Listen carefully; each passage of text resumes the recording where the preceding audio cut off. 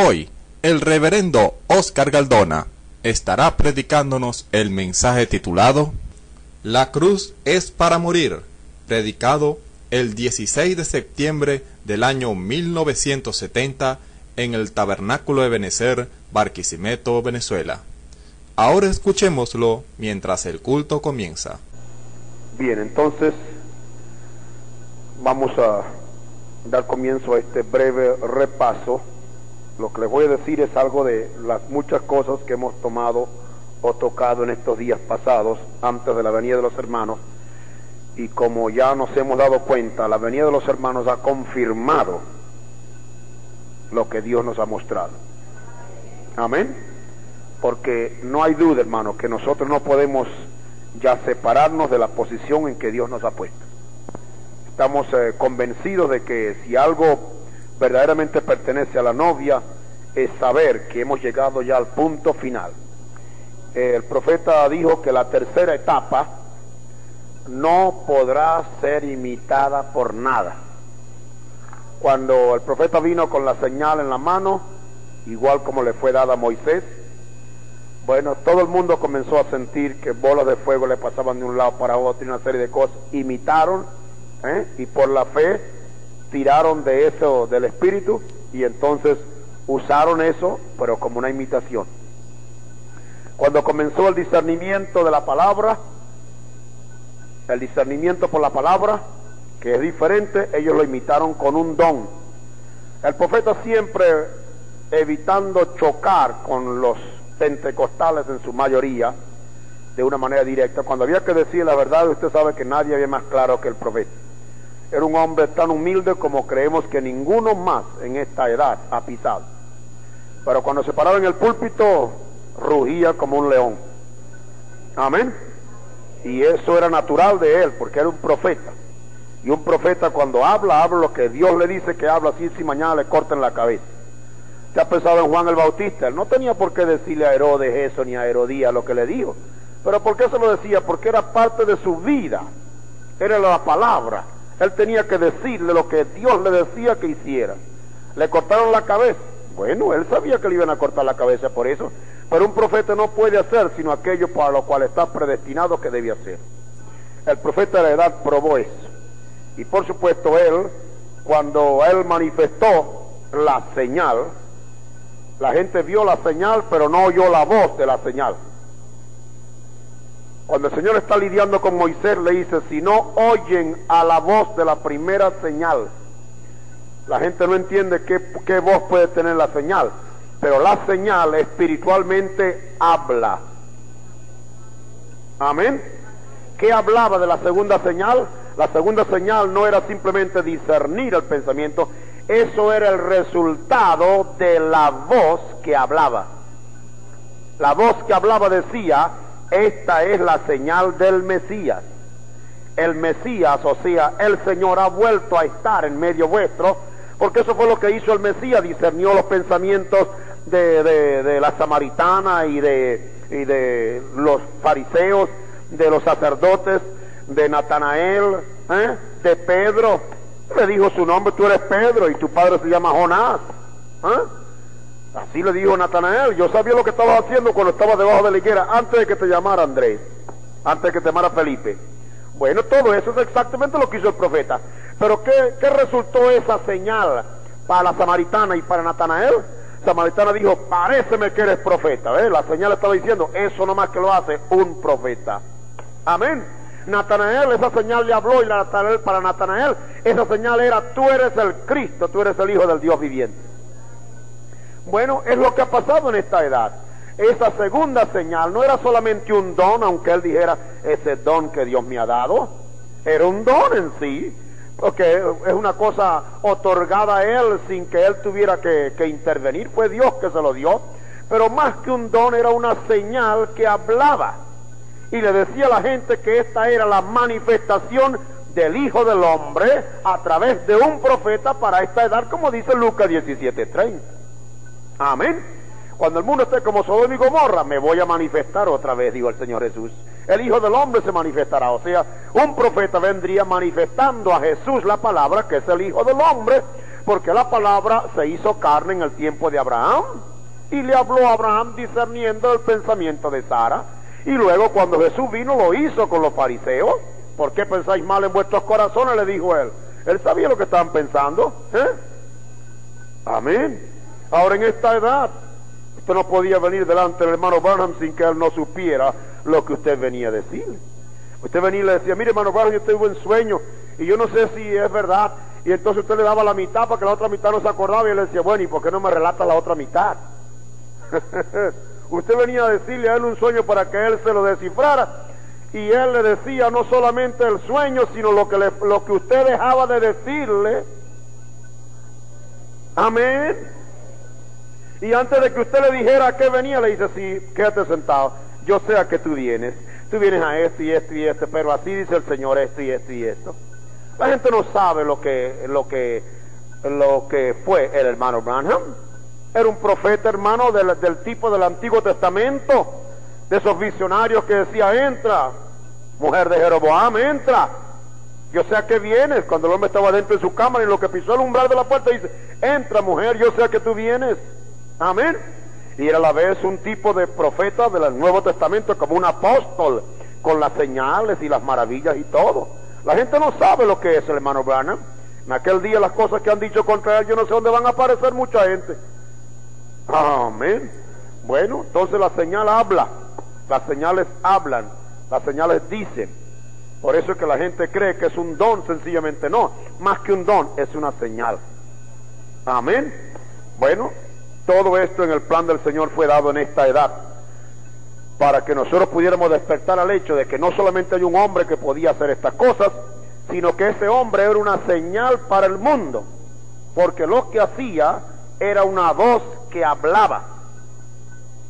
Amén. Por ejemplo, mire una señal o dos señales que casi cada vez con frecuencia en los países tropicales y en otras partes: un relámpago y trueno. Usted ve la luz del relámpago y luego ve el trueno. Dice: mire, un relámpago, un trueno. Y mientras más dura el trueno y las nubes negras, usted oye y ve, es una señal, pero esa señal le habla, que le dice: va a caer lluvia. Amén. Va a caer lluvia.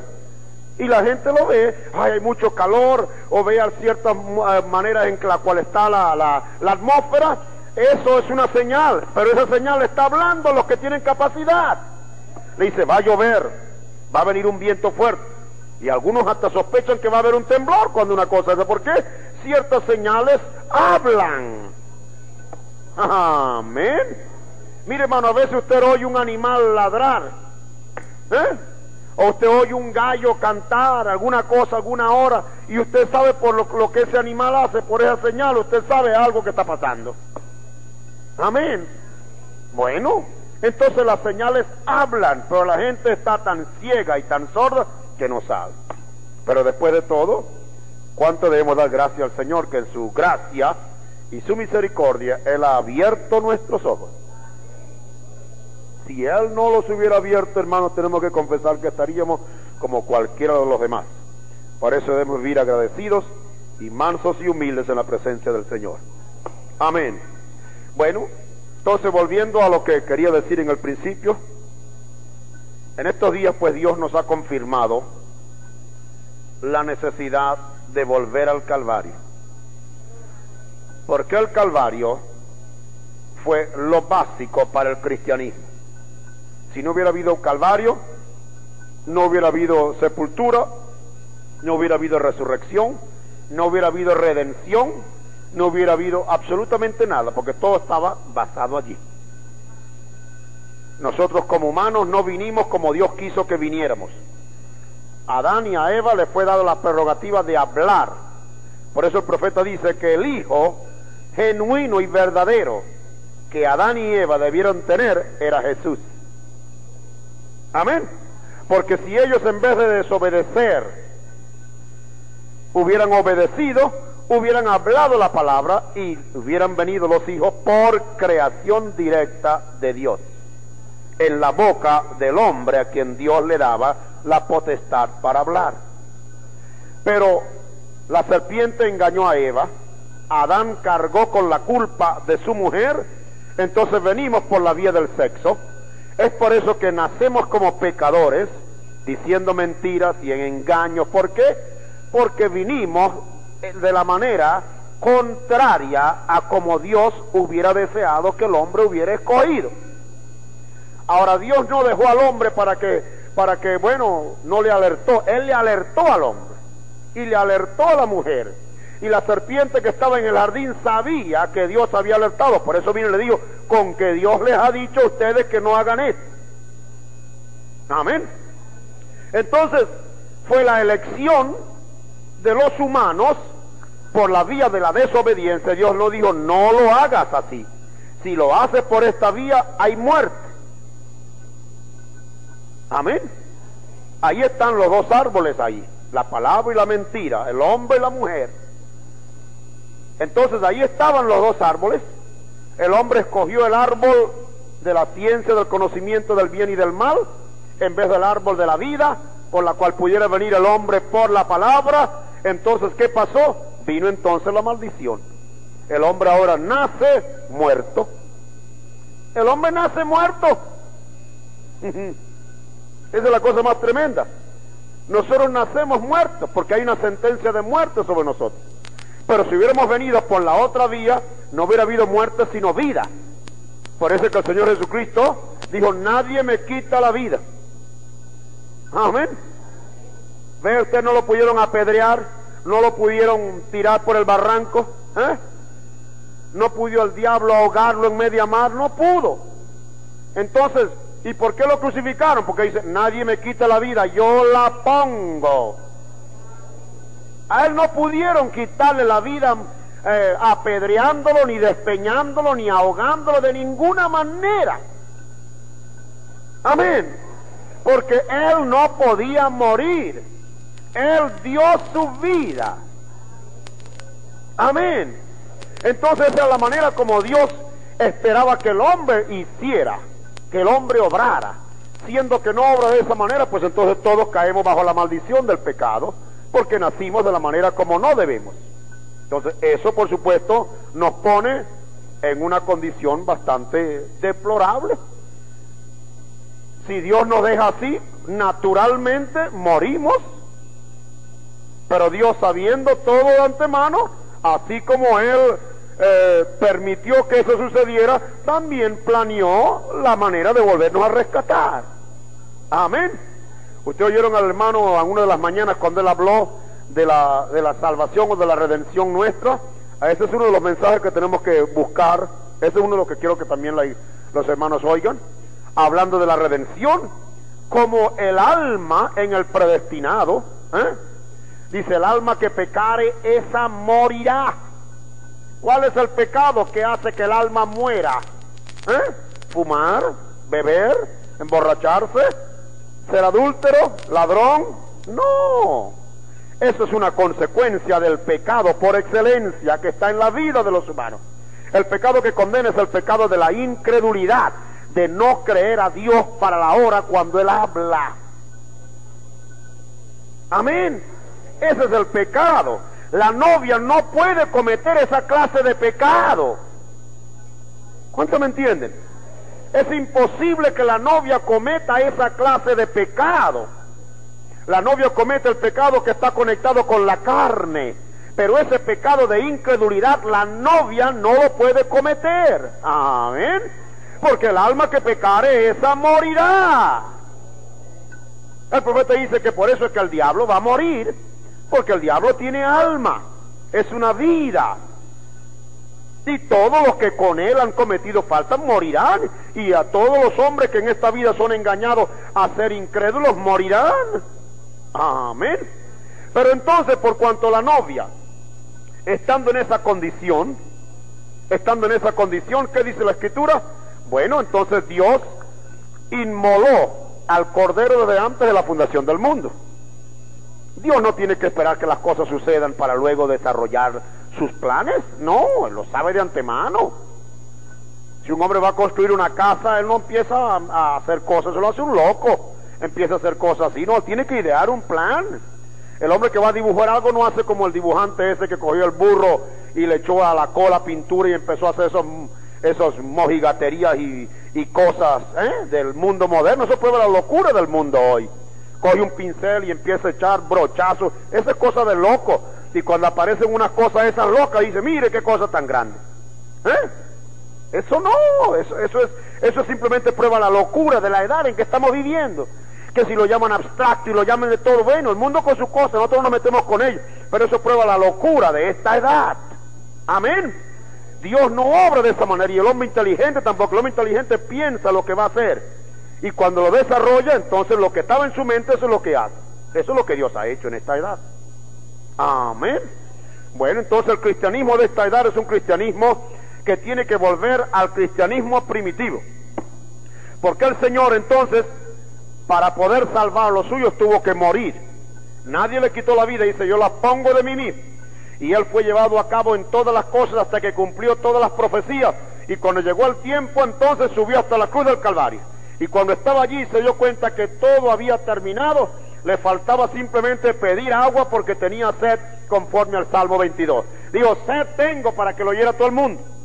Llegó un soldado que lo oyó y empapó una esponja en vinagre y se la puso en la boca así para calmarle la sed. El profeta dice, por un lado lo chupó y por otro lado lo escupió. Y entonces dijo, Señor, todo ha terminado. Dijo, consumado es. Y cuando todo estaba terminado, dice, dio el Espíritu. Amén. Amén. Entonces nadie le quitó la vida. Él la puso de sí mismo. Dijo, tengo poder para ponerla y tengo poder para volverla a tomar. Por eso cuando llegó el tercer día, aleluya, él no podía quedarse allí porque ese cuerpo no había pecado, no podía haber corrupción. Mire, hermano, nosotros somos a veces como humanos, el humano es tan orgulloso y tan así, y piensa tanto, que se corte un dedo y lo meta por ahí en un frasco sin poner nada para que vea cómo se le vuelve gusano. Job dice que los gusanos viven en nosotros. Y usted puede ser muy bonita y ser el hombre más masculino y la mujer más bella del mundo. Deje que se muere, a ver si no tenemos que enterrarla. Usted va a heder. Usted se vuelve gusano. Amén. Se vuelve gusano. Y no tienen que metérselo. Adentro de su cuerpo están. Lo que necesitan es un ambiente para vivir. Como tenemos vida todavía, esos gusanos que están ahí en formación, en potencia, no pueden. Porque los otros que están adentro se los comen, día y noche están comiéndoselo, ¿ve? Así vivimos nosotros. Adentro de nuestro sistema hay ese ambiente de seres que se comen a todas esas cosas malas que en el cuerpo nuestro, que es pus. ¿Usted no ha visto que una gente tiene una herida y se le vuelve eso pus? ¿Qué es eso? El resultado de una pelea que hay entre el germen malo y el del cuerpo, los glóbulos blancos que se comen eso, y ese es el resultado de una batalla tremenda. El pus es el resultado de una batalla tremenda. Gérmenes blancos en el cuerpo que mueren en la pelea, comiéndose a los demás y los demás comiéndoselos a ellos. Y el que prevalece es el que gana. Entonces lo fortalecen con inyecciones y con cosas para que entonces mate al cuerpo extraño. Amén. Pero si nos dejaran solos, nos volvemos gusanos, hermano, y a las 72 horas hedemos. Amén. Si entendiéramos eso, no seríamos tan orgullosos. No tendríamos la naricita para arriba y mirando a la gente para abajo, porque somos gusanos, dice la Escritura. Amén. Amén. Ahora, el Señor no se podía volver gusano porque Él no había en Él pecaminosidad. Amén. Amén. Porque Él no vino por simiente corruptible, sino por simiente incorruptible, que es la palabra de Dios. La Virgen concebirá, dijo el profeta por boca de Dios. Y en el tiempo de Dios el ángel le vino a anunciar a María lo que Isaías había dicho. E Isaías, como profeta de Dios, habló la palabra de Dios. ¿Y qué pasó? En María se formó el cuerpo de aquel que iba a habitarlo. Amén. Entonces nació el Señor Jesucristo y Él no podía haber corrupción. Amén. Bueno, el cristianismo primitivo fue presentado por Él, y el mundo nunca ha visto un ejemplo más noble y más perfecto de una vida vivida como la vivió el Señor Jesucristo. Por eso el cristianismo verdadero no es una religión, no es una denominación. Hoy día cualquier cosa es cristianismo. Si les digo una cosa, ustedes se van a asombrar. Un hermano me trajo una fotografía en estos días, un pedazo de un periódico, a donde desde el organista y todos los de la congregación, exceptuando al clérigo, o sea, un ministro protestante de una denominación, que fue el que les predicó, les llevó el culto, toditos, hombres y mujeres, estaban desnudos en un culto, llevando a cabo un culto desnudo. Y se llaman cristianos. ¿Y cómo le va a usted decir que no? Que se llamen del diablo si quieren, se llamen de lo que quieran. Usted ve tantas religiones hoy que se llaman acá y que se llaman cristianos, hermano, y aún denominaciones evangélicas que se llaman cristianos y viviendo como el diablo. No, pueden llamarse como quieran, pero eso no es. Cristianismo es una vida que se manifiesta, y si una vida se manifiesta, tiene que ser manifestada conforme a esa simiente. Si yo quiero sembrar, yo quiero que me salga maíz en el campo, yo no busco ni caraota ni frijoles, yo busco maíz. Y cada vez que yo veo que está una mazorca de maíz es porque se sembró maíz. Si usted quiere ver cristianismo, tiene que hallarlo a la luz del mismo que se sembró en el principio. Amén. Eso es cristianismo, una vida que se manifiesta. Ahora, ¿qué es Cristo? ¿Quién fue Cristo? La palabra, el verbo que se hizo carne. Eso fue todo. El verbo es la palabra es lo que viene de Dios, lo que es su revelación. Esa palabra se vistió de carne y eso es cristianismo. Amén. Amén. Y él tenía que ser perfecto en todo para dar un ejemplo, porque si daba un ejemplo que no era bueno, pudiéramos por eso irnos por la tangente y aparecer todos en el infierno. Pero usted no puede hallar en ningún caso donde el Señor no le dejó a usted para todo un ejemplo perfecto. Amén. Por eso dijo, ser pues vosotros perfectos como vuestro Padre que está en los cielos es perfecto. El cristianismo genuino entonces es una vida que se manifiesta, es un ejemplo que se sigue. Pedro dice, Él nos dejó ejemplo para que nosotros sigamos sus pisadas. Ahora, yo admito que hemos estado en el Evangelio por no sé cuántos años. Amén. Yo conocí la Biblia por primera vez en el año 45, quiere decir que tengo 25 años que conocí el Evangelio. Amén. Pero es después que hemos venido a ver la palabra del profeta, cuando verdaderamente hemos venido a entender la verdad de esta escritura. Y a mí no me da pena decirlo, porque eso es la verdad de la palabra. Amén. Amén. Yo quiero decir que si usted mira bien, mucho de su vida pasada, y muchos lo han confesado, fue vida perdida. ¿Por qué? Porque hicieron tantas locuras dentro de los llamados religiosos y aún dentro de los llamados evangélicos, que hoy no serían capaces de hacerla. ¿Por qué? Porque esas locuras eran como causa o consecuencia de una interpretación que no era conforme a la palabra. Pero cuando vino la palabra y se manifestó, aleluya, entonces la palabra ya a los que lo oyeron los responsabilizó. Y si usted es de la misma simiente de la cual es esa palabra, usted responderá y vivirá y actuará como esa palabra que está usted como simiente se va a manifestar. Amén. Ahora hoy día la gente dice, sí, yo soy cristiano, y por allá yo también, y usted la ve como vive. Una mujer que se llama cristiana y viste pantalones, se corta el cabello, bueno, yo no le digo que no, llámese como quiera, pero el cristianismo dice que la mujer no use pantalones. Amén. Dice que la mujer no se corte el cabello. Dice que la mujer se vista honestamente como debe ser. Y cuando una mujer se llama cristiano y está vistiendo, o viviendo, o hablando, o juzgando de la manera, eso no puede ser cristianismo. Ella puede decir lo que sea, él puede decir lo que sea, pero recuerde que el cristianismo es una vida que nos puede dar un ejemplo para seguir. Amén. Y eso es lo que en estos días Dios nos ha estado mostrando, es un ejemplo a vivir. ¿Y cuál es ese ejemplo? Es el ejemplo del Señor, llevando la cruz. Él dijo, toma tu cruz. ¿Tú me quieres seguir? El que me sigue, dice él, tome su cruz y sígame. Amén. Ahora, ¿y por qué esa cruz? La cruz viene porque usted vive por Él o como Él. Usted va a decir a mí que muchos llamados cristianos en el mundo llevan cruz. ¿Cuál cruz? No hay nadie, ni al vecino, nadie le dice nada en contra. No hay nada en ellos que choque con el vecino. A menos que sea una mala costumbre, y entonces eso no es cruz, eso ya lo que se merece. Amén. Pero un cristianismo verdadero tiene que llevar una cruz. Amén. Tiene que llevarla, y la cruz viene como consecuencia de la acción suya de resolver vivir como el Señor quiere que usted viva. Amén. Hay doctrinas por ahí, mire hermano, el mundo será ganado si todos vivimos como Cristo. Es una solemne mentira, porque nadie pudo vivir mejor que Cristo mismo, y a Él lo mataron. Y cada vez que usted quiera vivir como Cristo, entonces dice la Escritura, el que quiere vivir santamente sufrirá, padecerá persecución. Ahora, usted no quiere sufrir nadie, viva como el mundo. Mire qué fácil es eso. Viva como el mundo, para que usted se dé cuenta. Pues el mundo ama lo suyo, dice, ama lo que es suyo.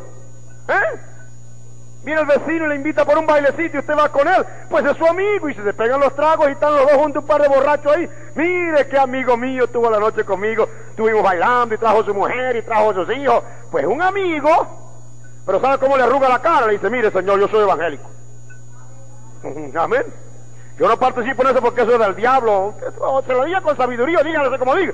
Enseguida dice, miren eso, ya empieza ya.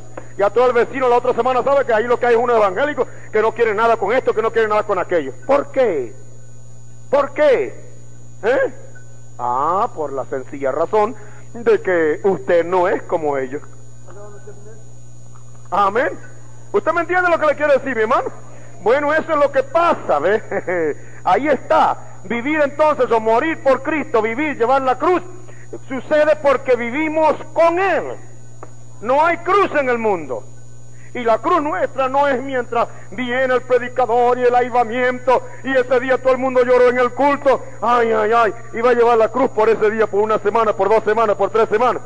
No, dice, toma tu cruz cada día. Amén. Pues imagínense, si el Señor había llevado la cruz por unos pasos nada más, y cuando llega ya se resiste y le dice a la mano, no, yo no voy a llevar la cruz. No, él tuvo que llevarla hasta que llegó allá arriba.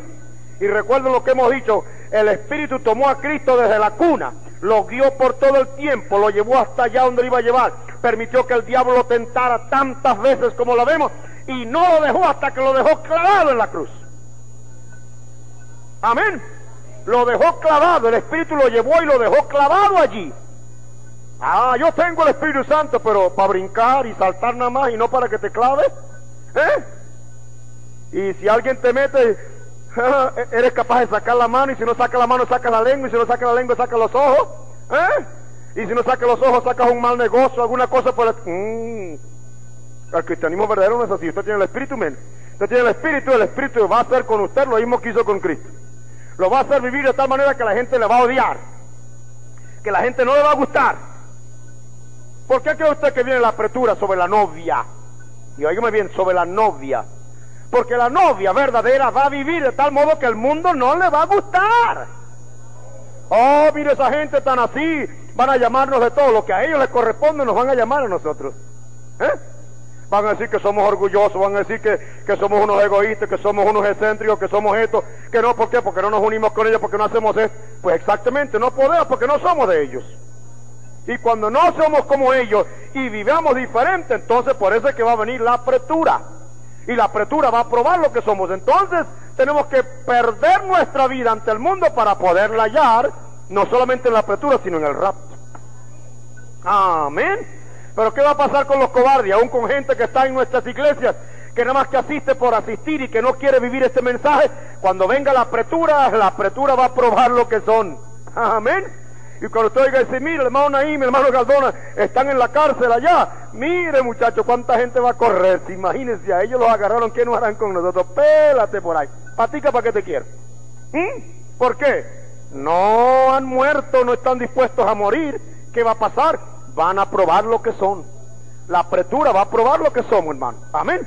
Pero antes de que venga la apretura, ahí va a haber como una provocación. Es la vida vivida. Amén. Es la vida vivida. Ese fuego del Espíritu en la vida de la novia no va a permitir que se acerquen a nosotros, y eso es lo que va a poner a la gente de tal modo que no les va a agradar nada la manera como vamos a vivir. Amén. Ahora, me pareció maravilloso un pensamiento del hermano, creo que fue del hermano Ned, cuando estuvo aquí, y hablando de la cruz, dije, hay alguna gente que aún quiere llevar la cruz, pero ¿qué hace usted con llevar la cruz si no muere en ella? Amén. Pues sabe que puede que usted quiera llevar la cruz, Pero recuerde que la cruz lleva a muerte. Amén. Dicho que Él fue obediente hasta la muerte y muerte de cruz, dando a entender que el Señor llevó a cabo todo lo que estaba escrito de Él. Dice, lo que de mí está escrito, cumplimiento tiene. Lo que de la novia está escrito, cumplimiento tiene. Porque el que escribió para Cristo, escribió para la novia, y el que escribió es la palabra, y la palabra no puede pasar. Cielo y la tierra pasarán, pero la palabra no puede pasar. Entonces, si en de la novia está escrito algo, de la novia o por la novia será cumplido. Amén. Entonces, una cruz para morir. ¿A qué? A todo lo que pueda contradecir la palabra del Señor. A todo lo que es contrario a la naturaleza del creyente verdadero. El creyente verdadero se conoce porque Él es palabra. La simiente de Dios está sembrada. El Hijo del Hombre salió a sembrar y sembró la palabra. Amén. La palabra del reino la sembró en el corazón de los predestinados. Entonces esa palabra tiene que germinar. La naturaleza suya, entonces, si tiene la palabra por dentro, será contrario a todos los pensamientos y las cosas del mundo. Y cuando el mundo venga con esas cosas que parece que son muy buenas, a usted no le va a agradar. ¿Qué pasa? Usted las va a separar. Entonces para usted será una cruz. ¿Por qué? Porque usted va a sufrir por ello. Amén. Entonces es una cruz para morir, y es una cruz para morir a tantas cosas de las cuales el mundo cristiano, llamado cristiano, le rodea. Hay un egoísmo, un egocentrismo en las vidas. Parece que todo gira alrededor de yo, y no tienen que decirlo, sino que en sus obras se manifieste. El profeta dice, ¿tú sabes lo que es vida eterna? Vida eterna es vivir para otros. El que vive para sí mismo no tiene esa vida. ¿Por qué? Cristo, quien era la vida, vivió para otros. El Hijo del Hombre no tiene donde recostar su cabeza. El Hijo del Hombre no tiene una almohada. Amén. Los pájaros tienen nidos y las cuevas y los zorros tienen cuevas, pero el Hijo del Hombre no tiene donde recostar su cabeza. Él no vivió para sí, Él vivió para los demás. Y cuando viene ese de salvar, de sanar, de libertar, de dar que comer, de consolar, ahí estaba Él. El diablo quiso que hiciera pan para Él mismo, pero Él no lo hizo. Pero cuando vio la necesidad, lo hizo. Amén. ¿Por qué? Porque eso, así fue como el Señor vino. Entonces tenemos que morir a tantas cosas que en la vida nuestra están allí como, usted sabe, como esas cositas que no deben estar. Y la vida cristiana pasada y la vida cristiana como se manifiesta en muchas vidas, el carácter está ahí endiablado, la ira, las malas costumbres, palabras que no convienen, respondiendo como no se debe, actuando como no se debe. Hay que morir a eso, porque de otra manera no podrá haber resurrección. Me agradó tanto el pensamiento de uno de los hermanos también cuando hablaba, yo no se recuerdo si fue el mismo hermano Ned, cuando él decía, si la Escritura dice, y el profeta lo confirma también diciendo que ellos no pueden, los que están en las tumbas, los que desde la primera edad están allí, no pueden ser perfeccionados sin nosotros. No pueden ser perfeccionados sin nosotros. Entonces ellos, sabiendo que ya hemos llegado a esta edad, mas los de la primera edad durmieron y les faltó la segunda, y cuando vieron la segunda los animaron a vivir. La segunda cayó a tierra. Entonces están la primera y la segunda, aparece la tercera edad, y ahí están la primera y la segunda animándolos a la tercera edad. Pero hermano, hemos llegado a la última edad, ya no hay más edad. Ya no hay más edad. Amén. Las primeras 4 edades murió, la iglesia fue enterrada, comenzó luego a levantarse en estas edades. Estamos en la edad final. Amén. Salió el tallo, salió la espiga y salió el forro. Dentro del forro está el grano, ahí no hay más que salir. Estamos en la edad ya final. Entonces aquellos saben que estamos en la edad final, ya saben, ya han visto al profeta en acción, están esperando para que esta novia muera para que pueda llegar a la perfección. Amén, amén. Parece increíble, hermano, pero si Dios dice el alma que pecar esa morirá, eso es. Si Dios dice el día que comieres de este árbol morirás, murieron, físicamente murieron. Amén. Entonces ahí está, nosotros tenemos que morir como una sabia consecuencia de un decreto de Dios, porque es violación de su ley. Pero además de morir físicamente, tenemos que morir en esta carne a todas esas cosas que estorban la vida para que se manifieste. Entonces los de esas edades que están ahí dormidos, sabiendo que esta es la última edad y sabiendo cuán poco tiempo nos falta, si nosotros pudiéramos oírlo, porque ellos no están muy lejos de nosotros, siempre están en otra dimensión. ¿Usted sabe? El profeta en aquella visión dice que volteaba para atrás y veía su cuerpo en la cama allí. Ahí estaba en su cuerpo en la cama y él estaba allá, pero él podía voltear para atrás y mirar y ver. Es otra dimensión, como la dimensión de la radio aquí, como la dimensión de la televisión y las imágenes, por aquí están, pero usted no puede verlas. Amén. Se necesita un radio para que se ponga a la altura de esa dimensión, para que capte los sonidos de esa dimensión y entre en el radio. Se necesita un televisor para que capte la imagen de esa dimensión y entre el televisor, entonces nosotros podemos verla. Pues exactamente, ellos están en una dimensión tan cerca a nosotros, pero nosotros no podemos llegar a ellos a menos que Dios nos traslade allí. Amén. Pero si nosotros pudiéramos buscar un televisor o una cosa que pudiera oír la voz de ellos, ellos estarían diciendo: hermano, esto debe ser adelante, que lo que falta es poco. Estamos esperando por ustedes, ¿hasta cuándo? Y yo imagino que si uno solo hablar y le pudiéramos oír, salíamos de aquí temblando esta noche con alguna decisión para vida. Pero no es necesario, porque para eso la palabra nos es dada. Es el último versículo en Hebreos 11. Ellos no pueden ser perfeccionados sin nosotros. Ellos están esperando que nosotros seamos perfeccionados. ¿Cómo? El Señor Jesús fue perfeccionado cuando subió a la cruz. Amén. ¿Cómo se perfecciona una obra? Cuando se termina. Amén. Hay muchos autores de obras y de piezas musicales y de cosas que dejaron obras inconclusas. Y usted oye hasta donde llegó, muy bonito, pero está inconcluso. Yo no sé lo que era el final de eso. Me pongo a hacer un púlpito y lo hago, pero lo dejo inconcluso. No está la obra terminada. La obra del Señor terminó cuando en la cruz dio todo y dijo: consumado es. Y cuando dijo, dio el Espíritu, ahí quedó inerte el cuerpo. Terminó para aquello para lo cual vino. La novia tiene que seguir los mismos pasos. Amén. Y tiene que morir para que entonces se manifieste en él la perfección. Amén. Morir a esas cosas entonces es lo que nos ayuda, porque morir da paso a la vida. Amén. Hermano, morir da paso a la vida. ¿Qué es lo que sucede con un grano? ¿Cuántas veces hemos ejemplificado eso? Si esto fuera un granito de maíz, lo metiera en una cosita, lo guardo toda la vida aquí, mire, un granito de maíz. Pero no pasa de ser un granito de maíz. Pero si yo quiero ver una mata de maíz y quiero verla en todo lo que ella es y darme mazorcas de maíz, tengo que sacar ese granito de maíz y enterrarlo. Muere ahí, ¿verdad? Como si cayera debajo de la tierra. El mundo está arriba y lo meto debajo. ¿Usted sabe que es una condición igual? El Señor dijo que estamos en el mundo, pero no somos del mundo. Es como si estamos debajo de la tierra. ¿Qué hacemos con el granito? Lo metemos debajo de la tierra y lo dejamos allí. ¿Qué le está pasando ahí? Está muriendo el grano. Pero deje que muera bien para que vean. Lo que muere, usted ve que la tierra cede. Hay una fuerza en ese grano que muriendo empieza a sacar una vida y sale el tallo. Cuando usted ve el tallo, dije: bendito Dios, murió el grano, porque mire, para arriba viene la vida.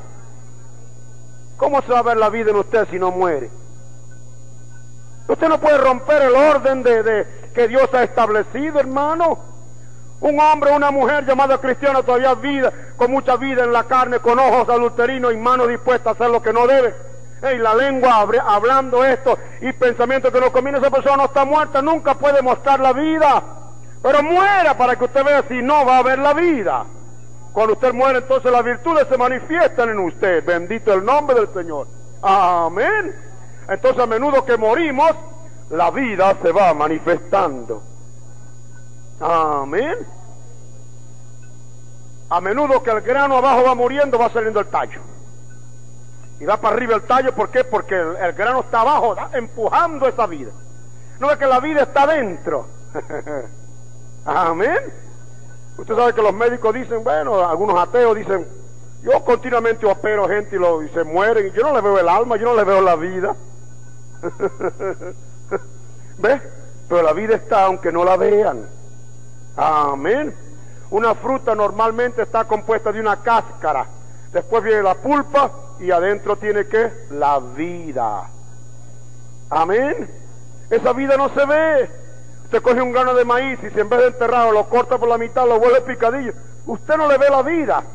Pero si usted no lo hubiera cortado y no lo hubiera hecho pedazos, si usted coge ese grano y así como está lo entierra, aleluya, la vida que tenía ese grano le va a probar que estaba ahí. ¿Por qué? Porque a los pocos días, al morir, sale el tallo. Y al rato después, o después de un tiempo, ¿sale qué? Sale la espiga. Y en la espiga aparece la mazorca. Y la mazorca está llena de centenares y miles de granos. ¿Qué es eso? Una vida que se sembró y que después aparece en forma multiplicada. Dios pone una semillita de su palabra en nosotros, la pone completa. Él no pone una media semilla ni un cuarto de semilla. Hay gente que quiere mostrar un evangelio, usted sabe, un evangelio, un cristianismo de media semilla y de un cuarto de semilla y hasta de un 75% de semilla. Ningún agricultor es tan tonto para decir que tiene 100 granos de maíz y cree que va a sacar más de 100 matas cortando los granos por la mitad. Al cortarlo por la mitad ya murió ese grano, ya no sirve. Hay gente que cree que nos va a mostrar un cristianismo enseñándonos medio grano nada más. No, el cristianismo verdadero fue un grano completo que el Señor sembró. Amén. Y ese grano, aunque pequeño como sea, aunque nadie lo haya visto, cuando en usted ese grano se aparece y se manifiesta, entonces se manifiesta centenares de veces más de lo que es ese granito. Amén. Bueno, entonces la vida nuestra como cristianos, al morir entonces damos paso a la vida y desarrollamos las virtudes. Y a menudo que morimos entonces la vida se manifiesta. Amén. Pero una cosa es cierta, y es lo que en estos días Dios nos ha enseñado grandemente, y es que no podemos morir en el sentido genuino y verdadero como cristianos a menos que tengamos el Espíritu. El Señor, cuando habla del nuevo nacimiento, la gente se olvida y hace énfasis en nacer, nacer, nacer. Pero repito, os vuelvo a la misma ilustración. ¿Cómo le nace una matica a usted? ¿No es enterrando la simiente? La vida de un genuino cristiano en el genuino nacimiento de nuevo es porque en ese nacimiento de nuevo potencialmente murió y potencialmente comienza la vida. Ahí está todo en el granito, hermano. Amén. En el granito de maíz, pero ¿quién puede ver eso? Un granito de lo que sea. ¿Quién puede imaginarse que de ahí puede salir un arbusto o puede salir un árbol de acuerdo con ese granito tan pequeño? Sin embargo, puede hacer un roble. En esa potencia, a ver si hay vida allí. Hermanos, cuando nosotros lleguemos a despertar la potencia que hay en la palabra sembrada en nosotros, nos daremos cuenta que para la gloria del Señor y no para la gloria humana, somos verdaderos robles con toda la potencialidad de Dios en nosotros. Amén. Pero digo, morimos teniendo el Espíritu. Amén. Ahora ve usted, el Señor nació por obra y gracia del Espíritu, así que su vida comenzó por el Espíritu. Y creció en sabiduría con Dios y con los hombres, ¿ves? Hasta que llegó al día cuando fue bautizado. Ahí Juan se le resistió, pero al fin tuvo que ser bautizado. Y cuando fue bautizado dice que el Espíritu vino sobre él. ¿Ve? Ahora el Espíritu vino sobre él, y esa es una de las cosas que yo creo que para mí personalmente ha sido de una tremenda bendición.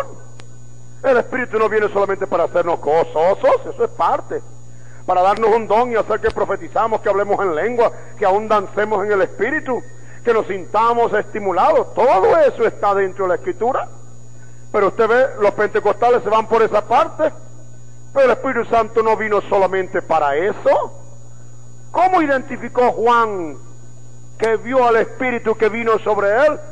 Dijo, he aquí que el profeta, he aquí a Dios. No, he aquí el Cordero de Dios. ¿Por qué lo llamó Cordero? Porque sabía que le esperaba la cruz. Amén. Fíjense, sobre aquel sobre quien viene venir el Espíritu Santo, Él es el que bautiza con Espíritu Santo y fuego.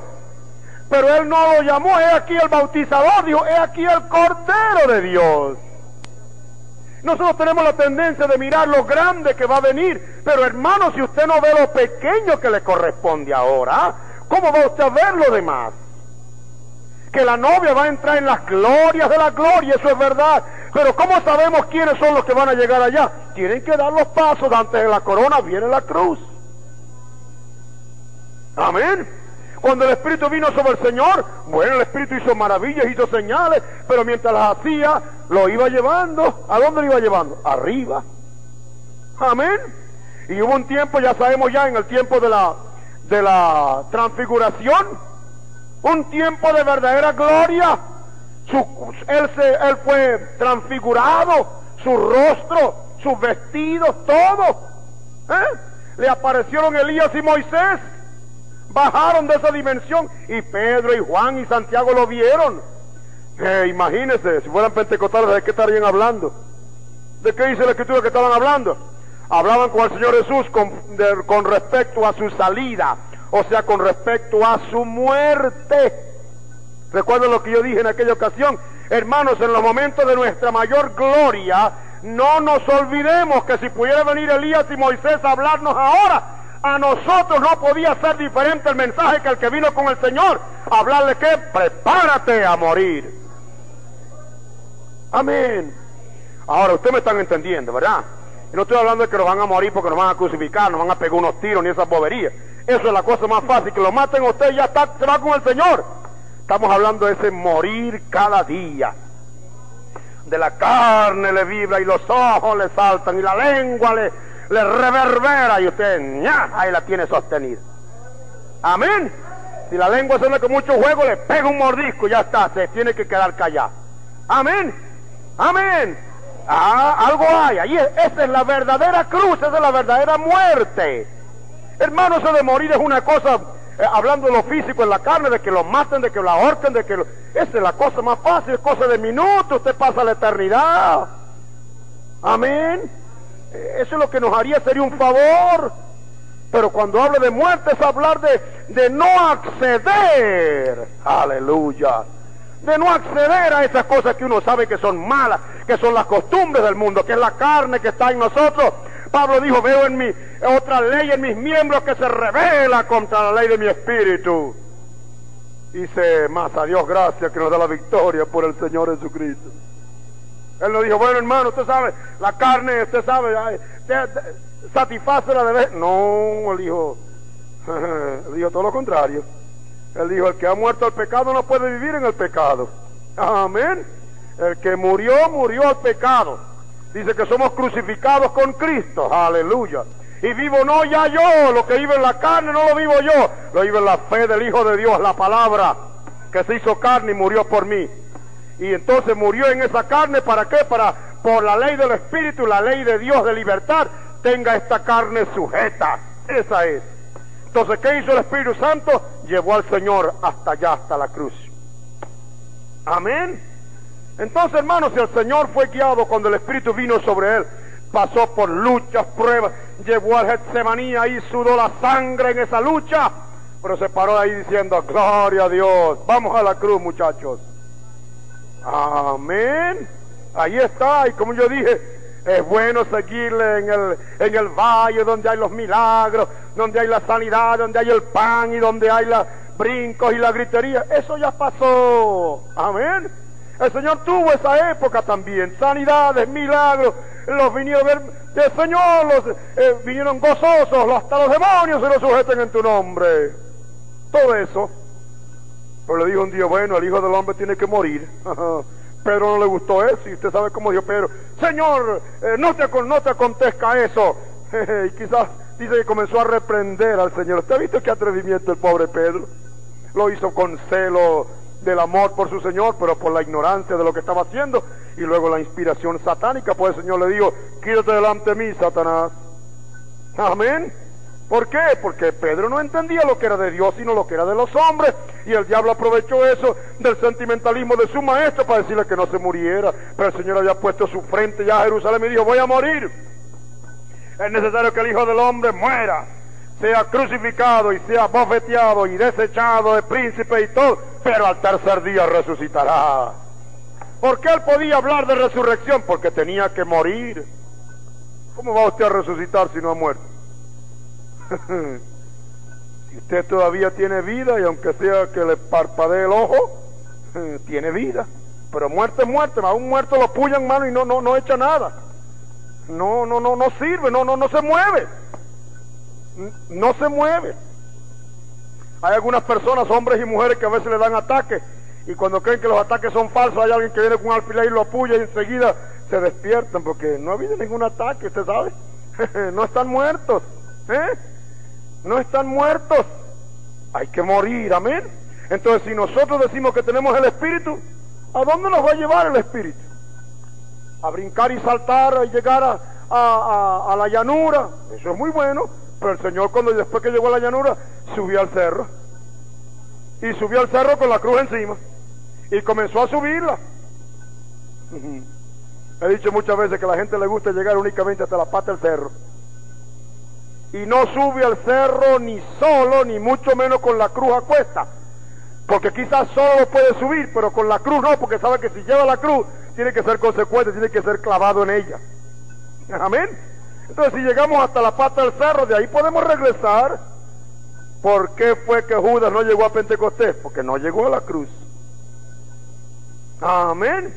Pentecostés es el derramamiento del Espíritu, la vida resurrecta. Amén. Hermanos, el Señor nos ayude. Y al repasar estas cosas que ya hemos oído, sirvan a nuestros oídos para que no nos durmamos, porque este tema no puede ya terminarse para nosotros. Es imposible, hermano, que este tema se termine, porque este tema ahora ha comenzado a adquirir una fuerza extraordinaria, grande y tremenda en esta hora. Porque es que lo que decimos, lo que estamos esperando es la resurrección, porque con la resurrección viene el rapto. Pero ¿cómo resucita un hombre a menos que muera? Amén. El Señor no pudo ir donde estaba Lázaro enfermo para sanarlo. No hubiera podido decir que estaba resucitado. Él esperó que se muriera para resucitarlo, y Él está esperando que muramos para que venga la resurrección. Con razón ellos no pueden ser perfeccionados sin nosotros. La perfección viene cuando morimos, porque la muerte nuestra es absoluta obediencia a la palabra completa del Señor. Entonces, obediencia completa es la perfección nuestra, porque es agregar nuestra fe virtud, y a la virtud ciencia, a la ciencia templanza, a la templanza paciencia, a la paciencia temor de Dios, al temor de Dios afecto fraternal, hasta que venga Dios y corone con el amor. Pero ve, estamos haciendo, Él pone el fundamento y nosotros vemos edificando encima, y cuando lleguemos arriba Él pone la corona. Entonces ahí está la obra perfecta. Amén. Morir es llegar a la perfección, y a menos que nos dispongamos a hacerlo, no probaremos que somos de la novia. Y quiero terminar con este pensamiento. Recuerda, el cristianismo de esta edad será un cristianismo, hermano, con la misma potencialidad y en abundancia mayor de la que fue el cristianismo primitivo. El cristianismo primitivo, hermano, fue la figura de lo que este va a ser. Amén. Por eso es que no va a poder ser imitado. Aleluya, porque será la palabra hecha carne otra vez, la vida, la novia del Señor, su cuerpo manifestado. Y por cuanto su cuerpo estaba inerte en la tumba, figurándonos a nosotros, Él dice, por el Espíritu Él levantó ese cuerpo. El Espíritu Eterno Él se ofreció, por el Espíritu Eterno se ofreció a sí mismo en la cruz, y por el Espíritu Eterno entonces eso que ofreció en la cruz lo volvió a levantar como figura. Nosotros somos el cuerpo del Señor. Amén. Pues el cuerpo del Señor es el que estaba en la tumba. Ese cuerpo fue resucitado, ¿por qué? Porque estaba muerto. Las tradiciones dicen que lo que pasó fue un síncope y una cantidad de cosas, pero la Escritura dice que murió, y por eso fue que resucitó.